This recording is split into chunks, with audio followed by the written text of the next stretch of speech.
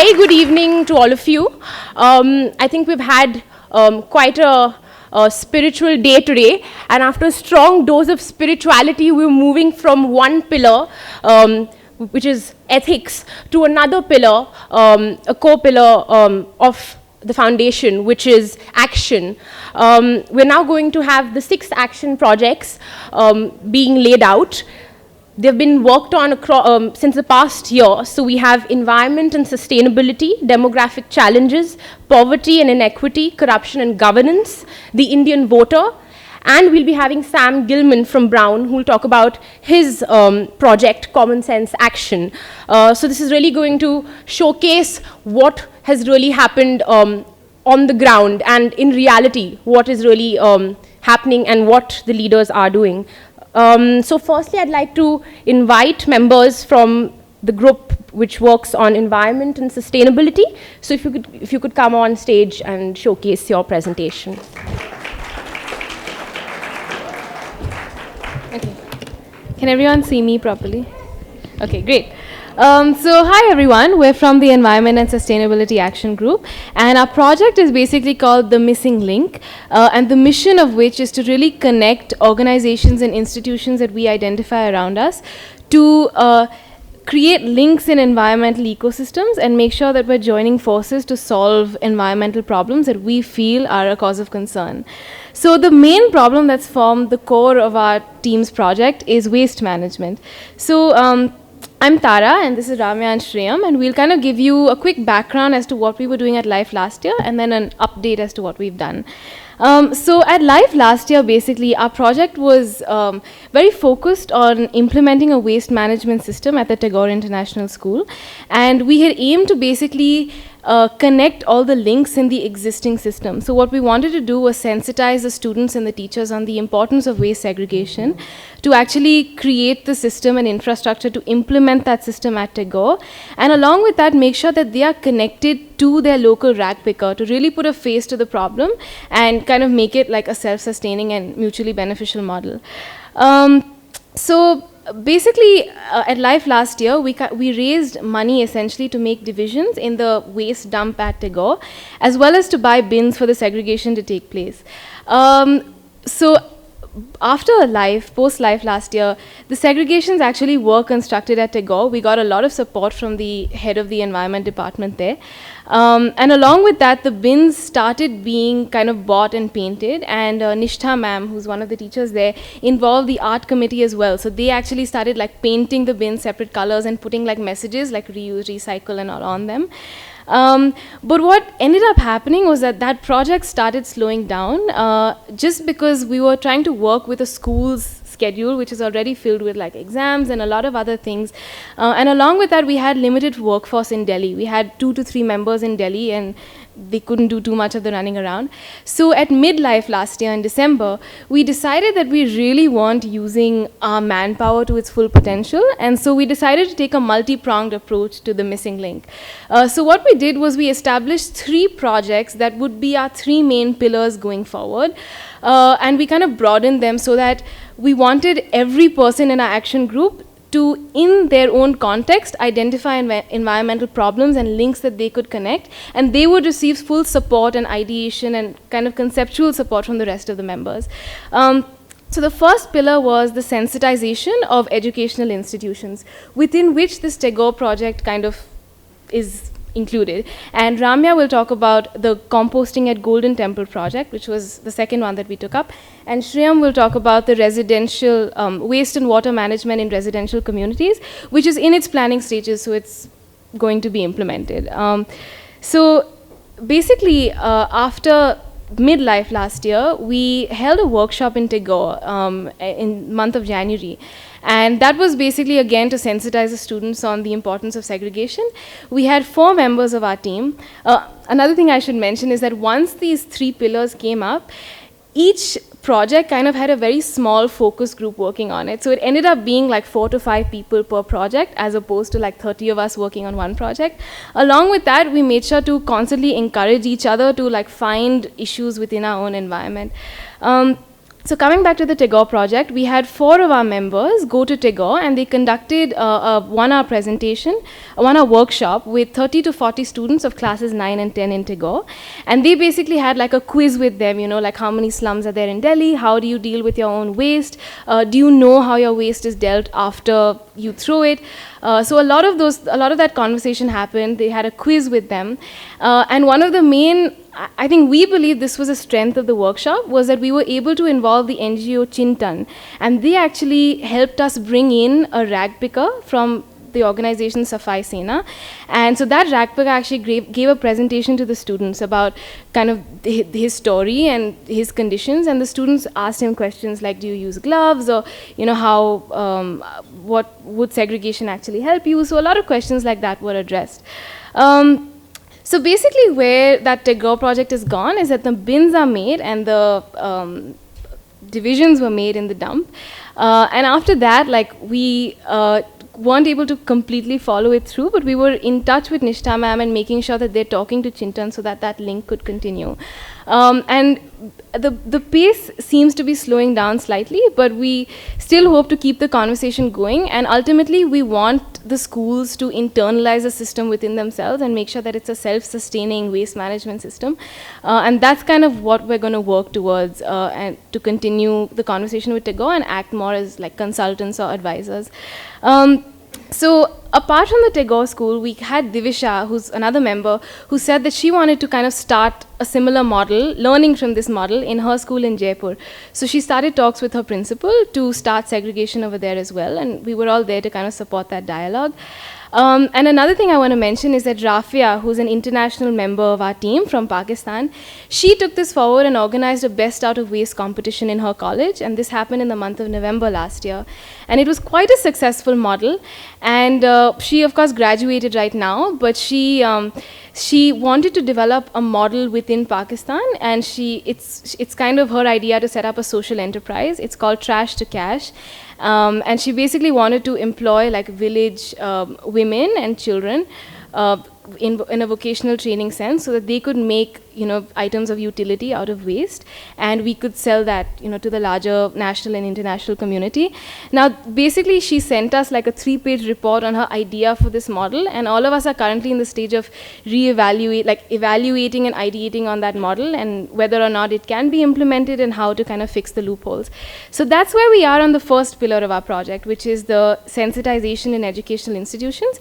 And I'll hand it over to Ramya to talk about the composting in Golden Temple project, which we took over next, and it's currently under construction. Ramya.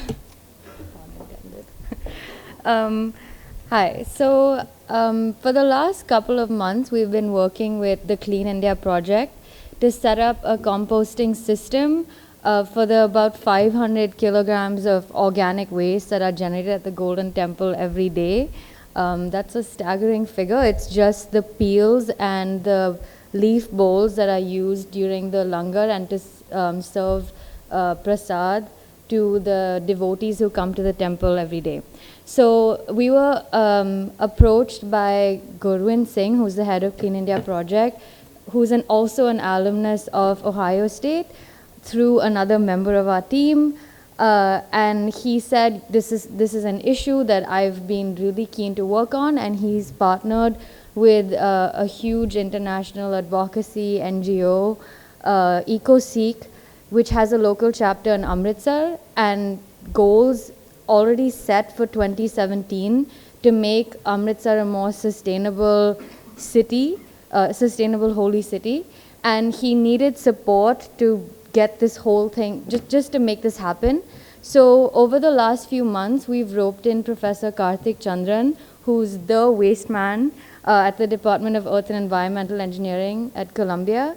And he's been working closely with us to look into both how the system will work, where we'll get the parts from, all the way through to just the logistics of who's the person who's going to look after the system and how it's going to be transported. With the funds we raised at LIFE last year, we were able to send a member of our team to Amritsar this summer to really look into all the systems that are already in place at the Golden Temple. It works very efficiently. So we think our composting unit and this whole system can be integrated quite well into what's already happening. So the stage we're at right now is quite exciting. We're in the final stages of drafting the proposal, which we'll then present to the head of EcoSec in DC in the next month, and then we'll be taking it forward from there to the SGPC, which is the governing organization at Amritsar.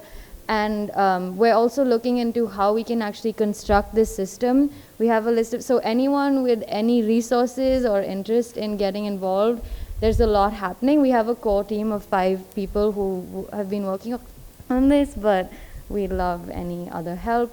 We're looking at like 150,000 kilograms of compost a year.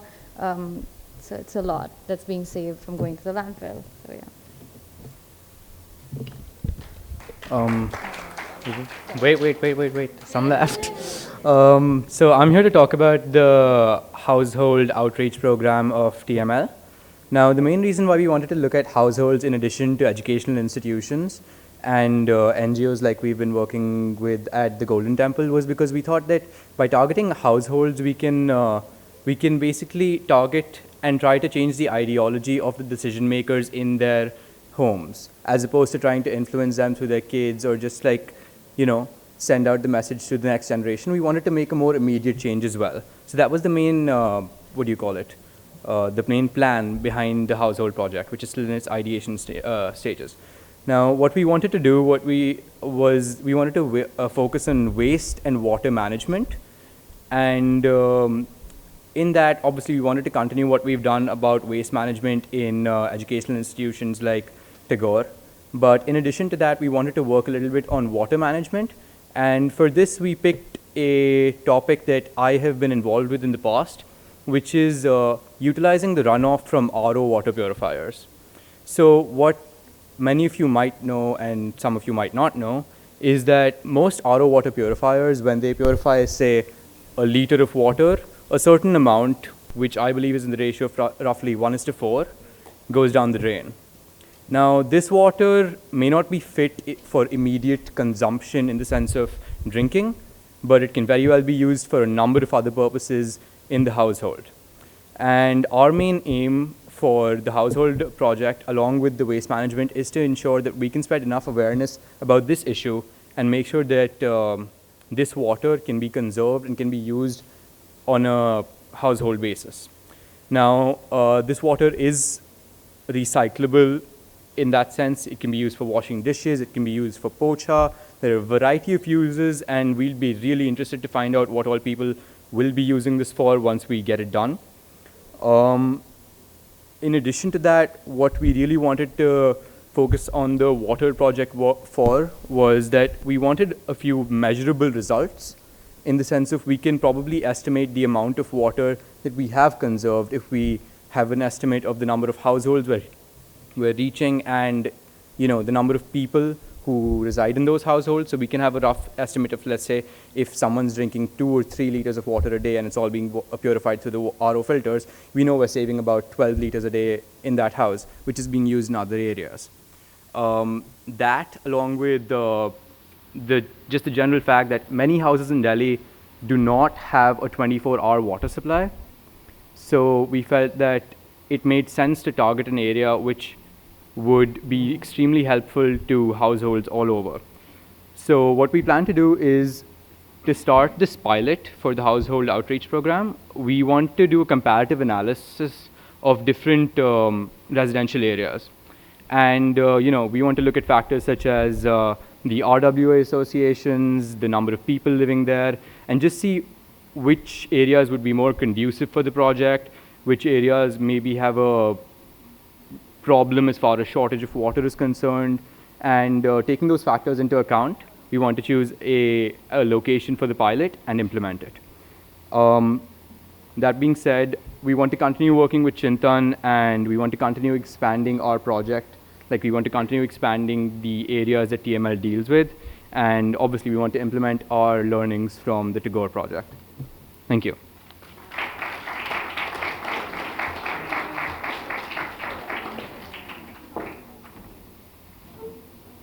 Thank you to the Environment and Sustainability Group for laying such a detailed blueprint with regard to their project.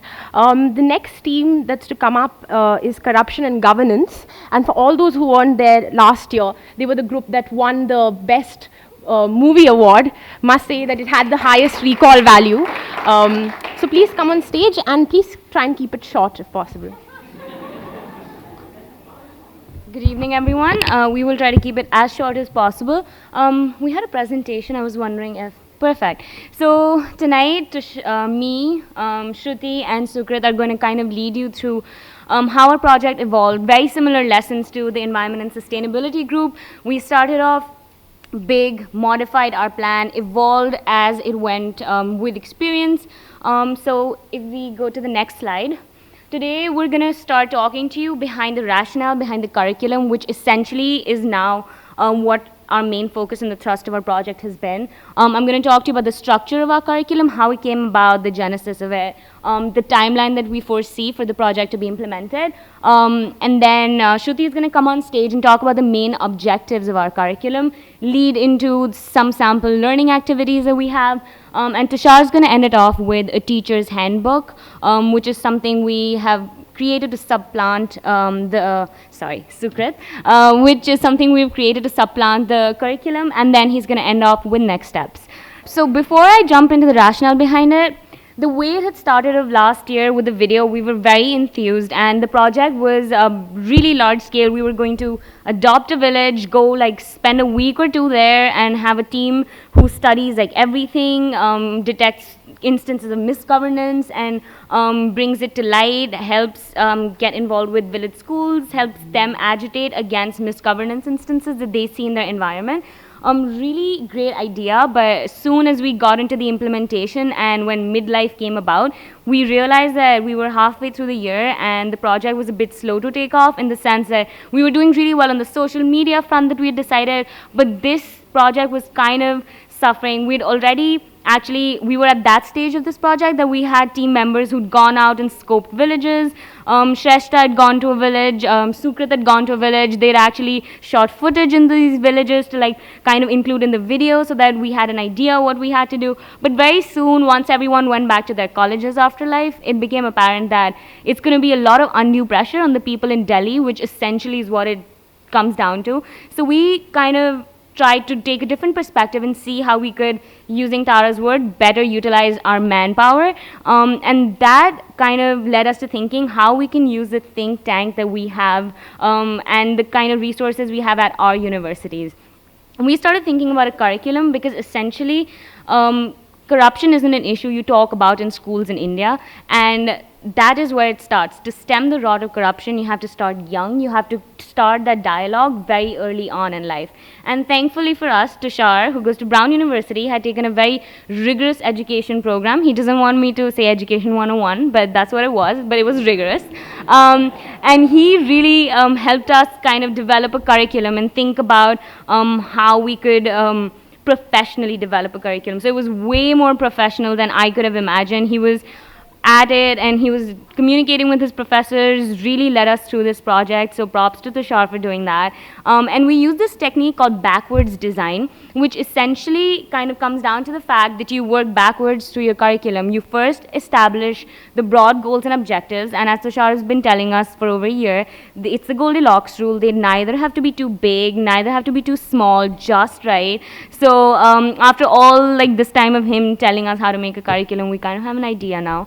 And then after that, learning objectives. These are the two things that Shruti is going to talk more about. And then we also decided that since schools are run by teachers, they're the one who implement our projects, so we should definitely have some kind of a guidebook for teachers as well. So with like Tushar at our head, Meghna, Ahana, and I started researching, writing the curriculum with the support of all other team members who were also working on other initiatives at the same time in terms of our social media.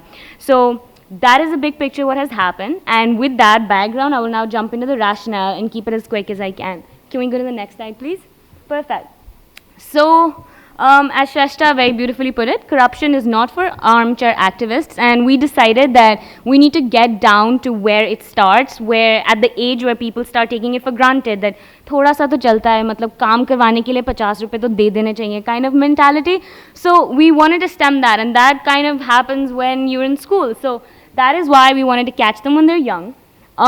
Learning by doing. So you'll see a lot of our curriculum, which is 18 pages and all, is activities based. We try to make them do things, make them think about how do you file an RTI application, what does it mean to do that. And then manageable and realistic goals. It is on a macro level, we scale down our project a lot, so it had to be realistic. I think we all learned a very personal lesson from it. And then even on a micro level, when we were implementing the curriculum, we can ask them to go and meet the president of the country. Of course, they could write letters to get an appointment, but instilling unrealistic goals just leads to disappointment. So trying to keep it realistic, trying to set our goals just right. And then the biggest part about the curriculum was that we would have really been able to leverage an existing network that tGELF already has. And I think that really was one thing that clinched it for us. The fact that we could use the momentum and the force that tGELF provides and really help it to disseminate our curriculum. Not only that, use the resources we have in terms of professors, use the resources we have in terms of manpower to help us even read over the curriculum that we've prepared. Like Mr. Kemka just mentioned, that Director of Education from Brown University would be happy to look over our curriculum. So that would be definitely a great idea. Can we move over to the next slide? Yeah, so two-tiered structure, one aimed at the students, what activities we want from them, how are they going to learn week by week, what our objectives are, and then one aimed for the teachers because they're the funnel through which everything reaches the students. This is our anti-corruption module, which is now ready and ready to be gone over by people. And then in our terms of timeline, we want to beta test it on one tGELF school. As soon as summer ends and school starts, we're definitely going to be in talks, identify one school, beta test it, and then starting next school year, maybe push it out to more schools, see the responses. And I think Sukrit's going to talk more about next steps. So with that background, I'd like to call Shruti on to dive into the details of our curriculum. Hello everyone. There's so much to talk about, but there's little time, so I'll be really quick about it. So as Sir said today in the morning, that leadership actually is, or success actually is, how we respond to the challenges. So we faced a challenge and this is how we responded to it. So first of all, I'll be talking about what is our objective of choosing children or the school-going kids as our probably target audience or as our target. So first of all, children, there's a saying that it is difficult to learn new things, but it is more difficult to get rid of the old ones. And so targeting children is the perfect stage where we could get our message across to them. So now what are our objectives with this curriculum? First is sensitizing school children towards the malaise of corruption. So that's we all know what the malaise of corruption is. It is against the basic ethical principle of equality and democracy, and that is why simply we need to target it. Then secondly, giving a holistic picture of what corruption is and how can we overcome the problem. Providing pathways for interaction between teacher, student and peers over the matters of corruption and giving ways to fight it. So this interaction becomes very important for students because what generally happens is that we come across a case of corruption and then simply glide over it. We never think about it. A simple 200 rupees doesn't cost too much, doesn't feel too much for our pockets. So we simply glide over it, and this interaction here becomes very important, and that is what we have tried to do through our curriculum. Then the fourth is building an aware and conscientious citizenry with realization of rights and responsibilities. The word that becomes important here is responsibility, because we are aware of our rights, we try to use them to the maximum extent possible. But what about responsibility? Corruption, bribery, any kind of corruption, even cheating in a class is a two-way thing, two parties involved, and therefore responsibility also becomes important, and aware citizenry, because the children, the youth is the future of the country, they are the future citizens of the country, so it is very important that we target them through our curriculum. Then the next thing comes, what kind of sample activities are we going to use to just spread our message across to these school-going students. Learning to file an RTI application, that's something even many of us might not be aware of. So that's one part of our curriculum. Then secondly, attending social audit sessions. Gram Panchayat, it has a regular social audit session, so possibly the teacher can take the students to a nearby village where they can experience this live and understand how this process goes about.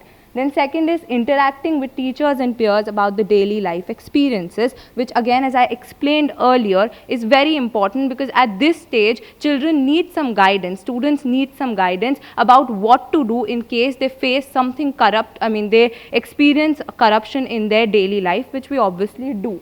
Then keeping a check on services in their own locality. So this is how we groom leaders in personality. As sir said, it is not just the position that you have, or it is your personality that has to develop as a leader. So that is what we are trying to do here, building leaders out of those 5 lakh kids that we are trying to target with our project. Then second is praxis, putting theory into practice. That becomes the most important link here. Unless you put what you read in that curriculum into your daily life, it is not going to help at all.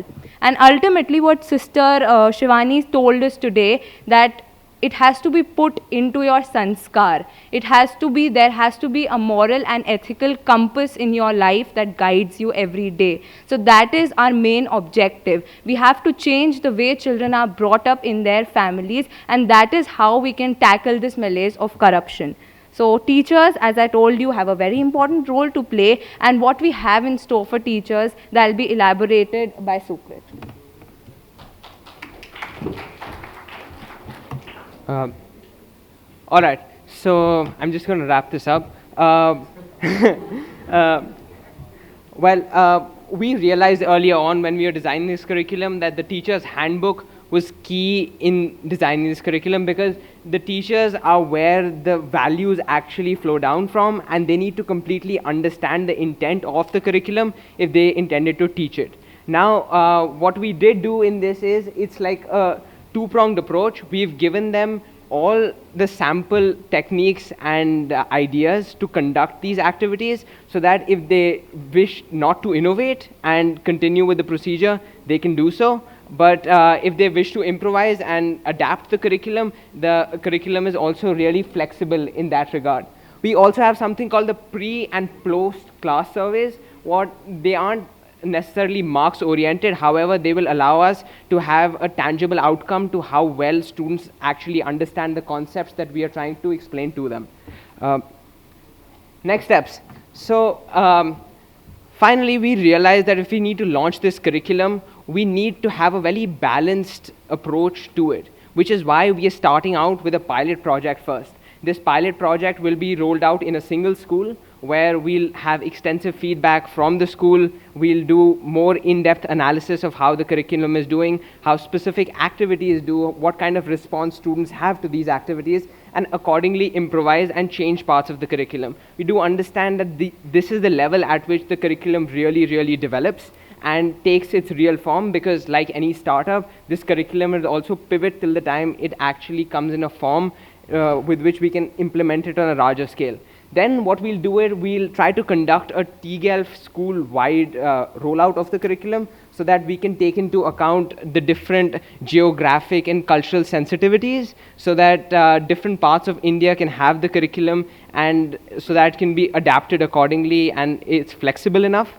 And finally, we'll use the platform and the success of it at the tGELF rollout level to advocate for a nationwide rollout of the curriculum with the CBSE. Thank you so much.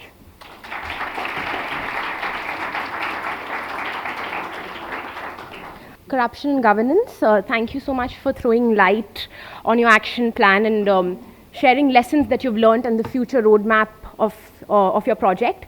We'll now move on to the next mega challenge that one of our groups is trying to tackle, that's demographic challenges. I request the members to come on stage, please. Good evening, everyone. It's been a long day, and Vandanika and I'm Ria, we're here to present to you what a group which is talking about the youth. Yes, we're here to talk about demographic challenges. What is it that a group stands for? It's about this demographic dividend that all these developing nations have. It's not just about having that population, it's about having it skilled. We've been lucky enough here to have those skills not only academically but also soft skills. And we recognize that this is very important in our day-to-day life, and we want this to be spread out to the entire nation's population. Well, that is what a group really stands for. That's the big picture that we'll be talking about. But talking about in smaller steps as to what is it that we've done and what is it that we wish to do forward. So right now what we're trying to work upon is a manual, a curriculum which is basically going to address the soft skill challenge, which is to address people with skills which are beyond just academics. Our group is here to basically focus upon how is it that we can get people to actually look into themselves as holistic individuals, not just in a very narrow perspective. So it's something that we've learned all the way throughout our lives with the tGELF programs in our schools, and we want to give this back to people who are not associated with us directly. So what is it that we've done? There are two things that we did. Our first stage was talking about what is it, this one thing that we want to do, and how do we get demographic challenges, such a huge issue, broken down into something concrete. Over the 2 sessions that we've had over LIFE in the past 2 years, we've been able to get down to a vision where we say that we have this manual intact, which is going to address these issues. So for this, what is it that we did? We started off by going to an NGO called Diksha, which is in Gurgaon.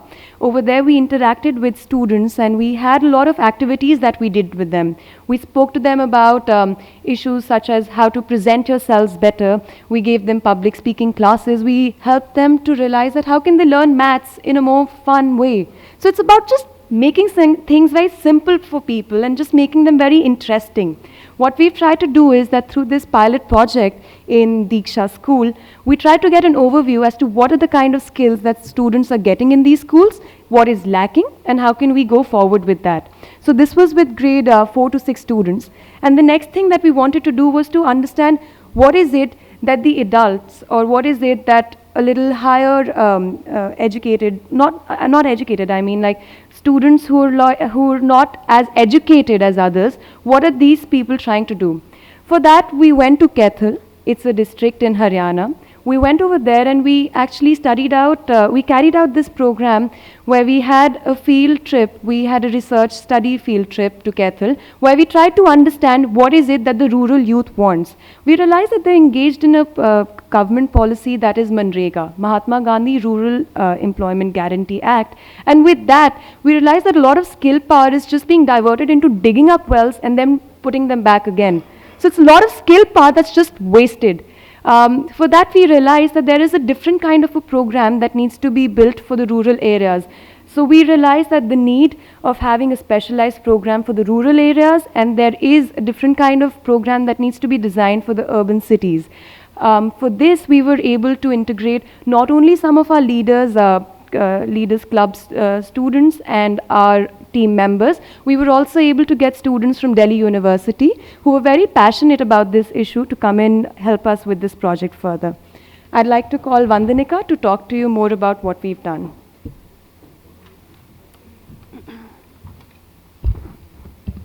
Good evening, everyone.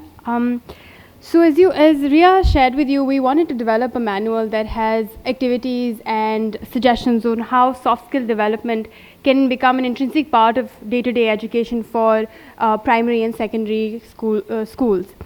And we started working on content development. We met in January for midlife, and we decided that we will build a manual and combine this field research from Kaithal, from Diksha, and collect the response we got from the students at Diksha, and combine that with the resources we have access to as students in the various incredible universities, and the facilities that we get in the form of workshops or mentors, and combine those two resources to produce a manual or a curriculum that can be implemented in low-income schools for better skill development for underprivileged children.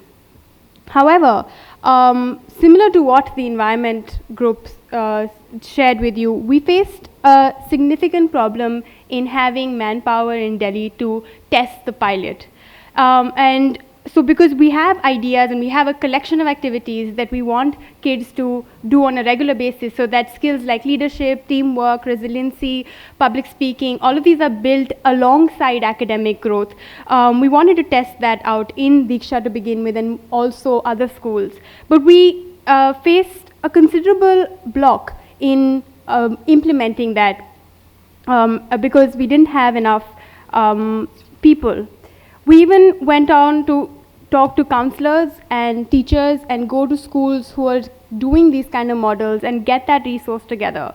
But we needed committed volunteers to follow this through. And so we reached out, and we plan to reach out to high school students and leaders clubs across Delhi to begin with, so that we can incorporate volunteers from different audiences. And so even if we are not here in Delhi, we can conduct the pilot test with help from a larger audience.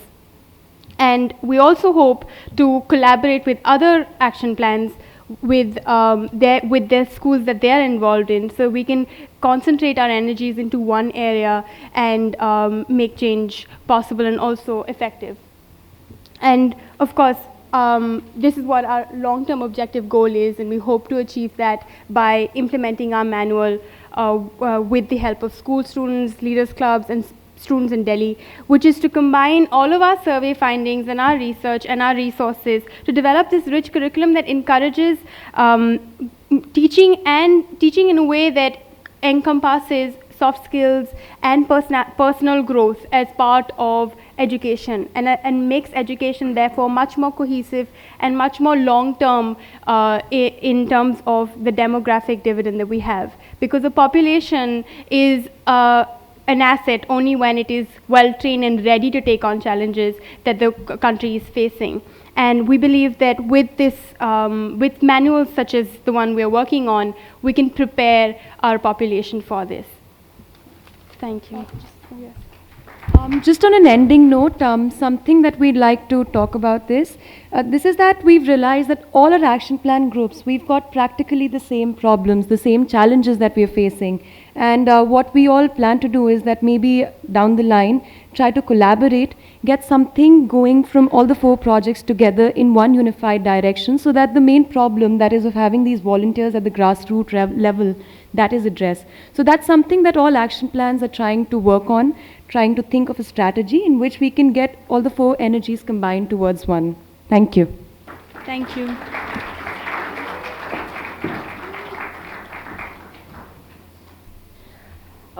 Demographic challenges. Thank you so much for outlining the steps that your group has taken to ensure small yet significant role that tGELF is playing in trying to ensure that India's population can become and can be a demographic dividend and not a demographic liability. We now move on to the 4th group, which is poverty and inequity. And I'd like to call the members on stage, please. So we're the poverty and inequity group, and what we've done is we've adopted these 12 girls in Haridwar. And this home was actually initiated by one of the members in our group. And so we all decided to actually take this on as a group. And there are 12 girls there currently. And last year we had a vision of bringing in a lot more girls. And so the construction of this building that we needed, because we only had the infrastructures to support 12 girls. And so we started the building of a new floor, a new wing, in fact, that can actually incorporate more girls. And so the construction of this building has already started. I think what was really good about our group was the fact that we were working with an NGO. And so it didn't require a lot of work on the grassroots level from all of us. But of course, it's important that we all are also very, very involved in this project. So we do plan on further initiating programs where we personally interact with the girls. Also, yes, Shivang is going to tell you our plans for the future. Yeah, I don't want to make it too long, but we basically have to do 3 things, and we have 3 major steps. The first is raise funds. The ground building costed us 23 lakhs. The new floors that we're creating is costing us another 6 lakhs. To make such houses in other parts of the country, it's going to cost us another 50 lakhs. And just to complete this floor, it's going to cost us another 20 lakhs. So we really, that's a lot of money, and we really need to raise a lot of more funds through different mediums like crowdsourcing, more fundraising events, etc. The second is institutional involvement. We already have one NGO involved, but we need to involve more schools through the SUPW programs. We need to involve more schools based in India as well as abroad through SUPW programs to come here and construct and help in any way, be it construction or be it, even developing a curriculum. And third is involving you guys. I mean, whoever is interested really should take 2 days out this summer to come here, meet these girls, spend time with them, probably help them develop their curriculum, teach them something new, and that's all we need. So yeah, these are basically just 3 things. We didn't want to waste time with long words, I think.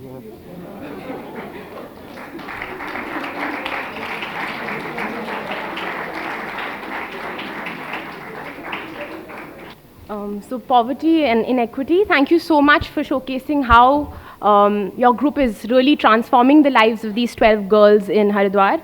And we really hope that in the coming months, you can financially and institutionally further harness your project. We now move to the next action plan, which is the Indian voter. The Indian voter is the most recent one that's been kick-started, but also one of the most exciting ones as it's tracked the 2014 elections. So let us all hear more about it.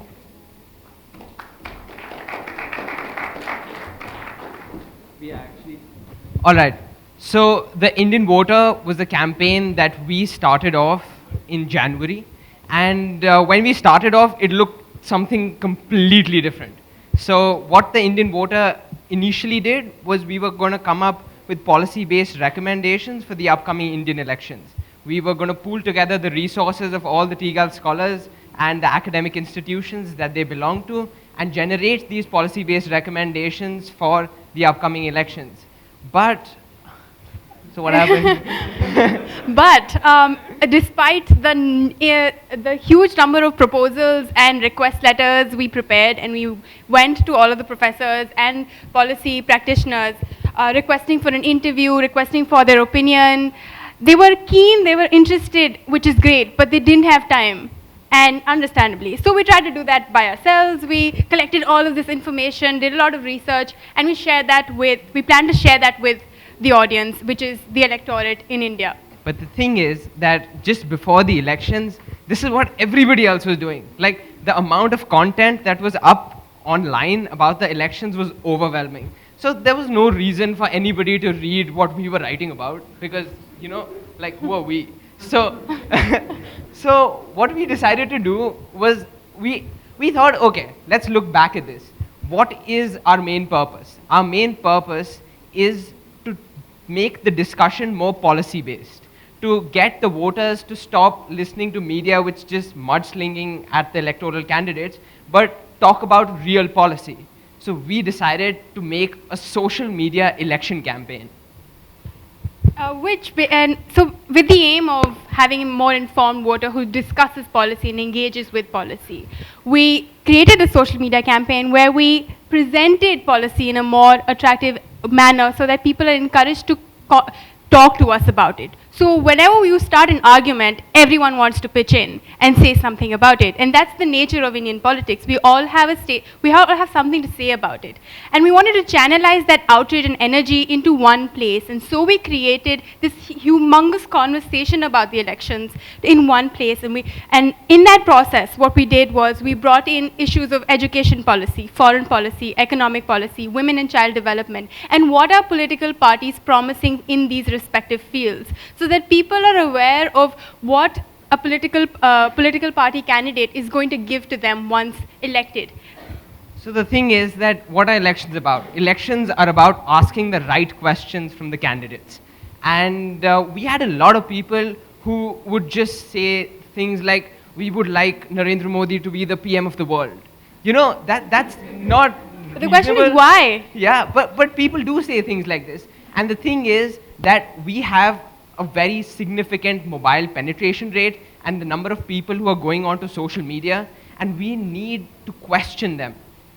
That's very nice that you want Mr. Modi to be the PM of the world. Why do you think so? And then he says XYZ. And you say, oh, have you looked at this? So the thing is that we actually had a couple of voters in which we actually forced them to reconsider their perspectives. Now, we weren't biased towards candidates, trust me. We have a team which has like divided loyalties towards multiple parties. So we tried to be balanced in our approach, and well, we do believe we reached a very significant audience at the peak of the elections. We had about 400,000 people engaging with us on a weekly basis, and we reached 11,000 people following us every day. So And this was...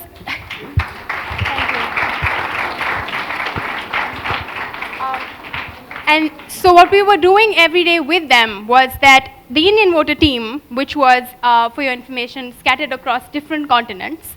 We had one in Boston, one in New York, one in Delhi, and across the space. And so we made this non-stop call center. And so we would have 12 hours of the Delhi team working and 12 hours of the US team working, so that the Indian voter Facebook page is constantly running with information and conversation with the voter. So it's in essence, but our disadvantage was the fact that we are scattered across the globe. And that's what happens with every startup. What we did is we turned it into an advantage. 24 hours, you say anything on the page, you will have somebody who responds to you. And then we realized, though, that the elections got over. And And so our purpose in a way became redundant because, well, you have a voter who wants to be informed before he makes the vote, but he's already made the vote. So what we did was we approached a research organization called Outline India, and for a project with the British High Commission on a nationwide survey on youth perception of politics and governance. Because while it's important to inform as the Indian voter, it's also important to understand what the voters want to know about and want to discuss and why they are voting the way they are voting. And post the elections, we also realized that now that the new government had come into power, a lot of people wanted to know what their promises were or how they were actually performing on these promises. So that is when, with Kirat's help, we started a project called trackmodi.com, which basically what we do is we track the current Indian Prime Minister. Most of the promises that he makes, we read his speeches, get the promise out, make it explainable, and put it up, so that you can see what he's doing, how he's doing it, discuss it, and vote on it saying, it's not working, it's working, it's all up to you. It's a platform to track and basically constantly evaluate the leadership online. So as you have information about all of the promises made within different fields and the progress of each promise, it's essentially developing a system where each citizen is demanding good governance. And so so now we're running trackmodi.com and the Outline India research project across 9 cities. And so what we're doing is, on one hand, we're collecting perception of the youth on politics, and on the other hand, we're encouraging them to come online, read in a very simple fashion as to what was promised in a manifesto or in a speech, and and also we give them further additional links to check up more information about it, so that they're well aware of something that they're passionate about. So if you're outraged about women's safety, do you know what the political party is doing about it, instead of saying that ab ki baar Modi Sarkar and therefore women's safety? So within this link, there's a lot of information that needs to be given to the audience, and that's where we're coming in. So finally, we'll just leave you with a question. Are you guys following us on Facebook? So Sukrit and Vandanika, thank you so much for sharing the exciting work that you're doing. And given how active Modi is, I'm sure that there's a lot to be done. But I think the lesson that you've also showcased is that with a lot of the action plans as well, where people are living across the globe, but really showcasing how an adversity can be converted into an opportunity by starting, be it an online website or a page or a portal or so on. Anyways, now moving to the last action plan for the day, we have Sam Gilman, who's going to share his experiences and the work that he's done with his organization. So I request you to come on stage, please. Well, thank you, everyone, and special thank you to Mr. Kemka and Mr. Sharan, and for everyone for listening tonight. I'm going to try not to go too long because I know I'm between everyone and dinner, but it's really inspiring to see what the Indian Voter Project has been able to accomplish. When I first met Mr. Kemka and members of the Indian Voter Project, you all were thinking about the policy recommendations, trying to figure out where to go with it, and while you didn't get the policy recommendations done, it's so clear what an impact you guys had and how you have the infrastructure to move forward in the future. I mean, I think that's one of the challenges that we're working on at Common Sense Action, which is how do you build capacity amongst young people to engage on policy issues, and how do you build capacity amongst young people to engage politically, to vote. So Common Sense Action, we are the, nope, it's the wrong one. So we are the first bipartisan advocacy group for millennials in the United States. And what that means is we've got Democrats and Republicans, two parties who are very, very much against each other at all times. And kids grow up in one party or in another and only believing the party's ideology. And oftentimes there's no moment where they come together. And so what our dual missions are is bringing young people together to advocate for our generation and also building relationships across party through co-creation. And so we actually put together a policy agenda with Democrats and Republicans from 17 different states last year. And as the Indian Voter Project moves forward, I'd really be interested in hearing lessons from your social media campaign and learning from that and seeing what we can do to share our policy proposals and such. And so our vision with Common Sense Action is to ultimately be the American Association of Young People and do it in a way where we can bring together Democrats and Republicans, because there are young people's groups on each side, but not that represent the whole generation, and they sort of just feed into the party infrastructure. So we have two core competencies. The policy, which is this agenda for generational equity, this document that 17 different campuses, we're now on 40, but the first 17 put together, and Louisiana and Berkeley in California and Brown and University of Northern Iowa all came up with different proposals. We brought folks together for a weekend to finalize a national agenda. And I know one of the inspiring things, we spent about 30 hours in a room, much like you all with your action plans last year, and the videos. And one of the inspiring things for me is if members of Congress could spend that much time in a room getting to know each other from across the country in the same way that we do here, we could really make an impact on changing policy. The other thing that we do is people. You know, there's a lot of engagement online about politics and a lot of engagement on campus where we have conversations, but there are very few organizations that bring together people, organize, and try and move them towards a common purpose or a common goal. So before I get into the people piece, I just wanted to talk briefly about our policy agenda. It might seem very similar in some of the issues. Advancing generational fairness for us is a big one. How do we make sure we take care of our parents and our grandparents while also making sure that the social safety net lasts and there's an appropriate investment in our generation? Investing in millennial mobility. The millennial generation is all of us. It's those born between 1980 and about 2000, and making sure that there's economic mobility, affordable college education, affordable post-secondary if you don't go to college, early childhood education. And the last piece is repairing politics. How do we work together to make sure that politics works for everyone, particularly young people, not just for the forces of the status quo? So a little bit about our accomplishments. We built the first open-sourced and bipartisan policy agenda for our generation in the United States, and that was what I was talking about earlier. We built a partnership with the think tank, the Bipartisan Policy Center, so that we could have real expertise. When we put together these ideas, we could work with folks who are on the ground all the time and can explain to us, this is a little too far left to get the Republicans on board, this is a little too right to get the Democrats on board, this is really good policy here. our way of recruiting was we went to the place in Washington, D.C. where the most politically engaged and active folks come for the summer to find the system not working the way it was supposed to. So we walked into all 435 offices on the House side of the House of Representatives and asked for the interns, not the congressmen. And our currency was free pizza. Everybody's on a really tight budget there, and I think, as you think about the chapters that you're going to have on your campuses or even here, free food is the way to get people out, for sure. So we renamed the Bipartisan Policy Center the Bipartisan Pizza Center and had events there after work. And over the last year, we built up a network of 5,000 supporters, 500 plus activists, very strong supporters on campuses working in different chapters. So this was January 2014, our 24 chapters across the country, and now August 2014, we're up to 40. And as we launch into the fall, our goal is to register, educate, and activate 10,000 plus voters through gamification.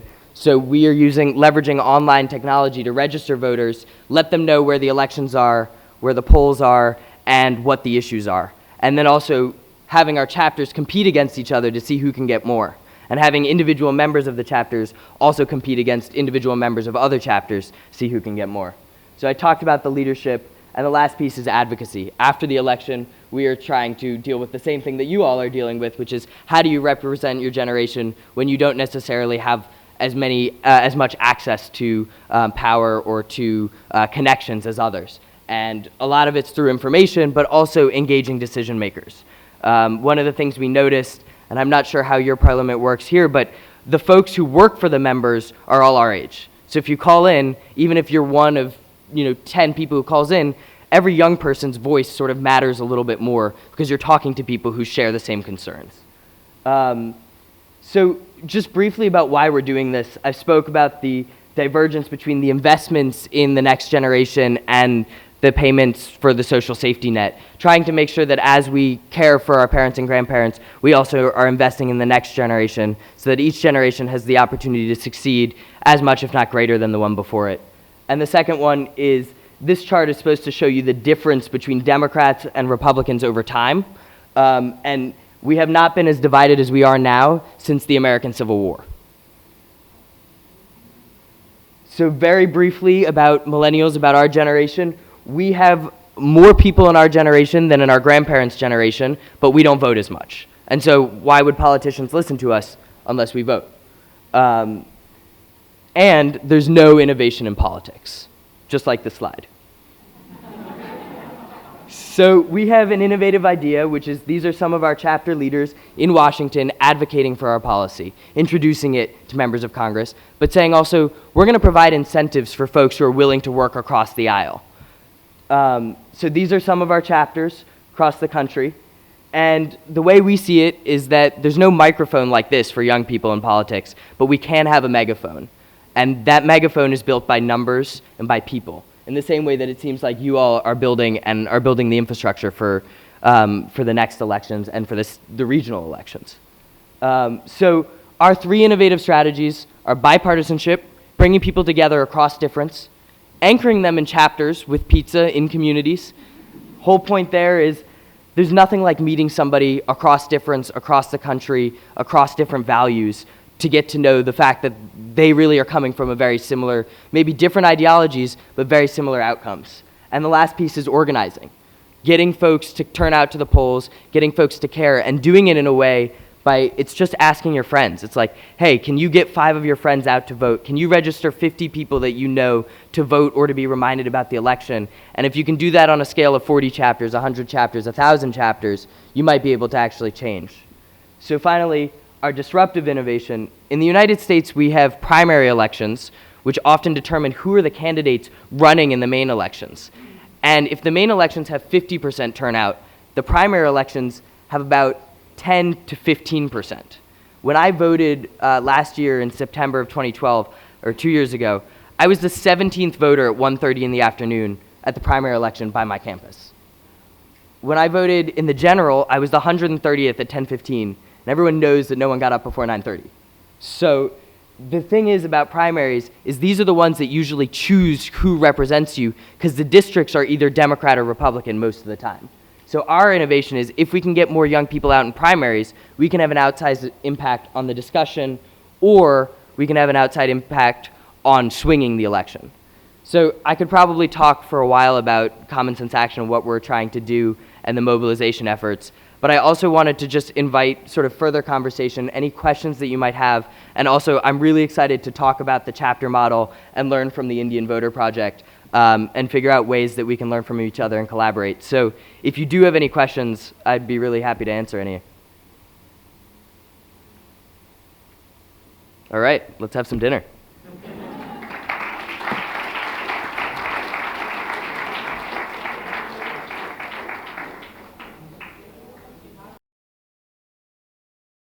tGELF, leading the change.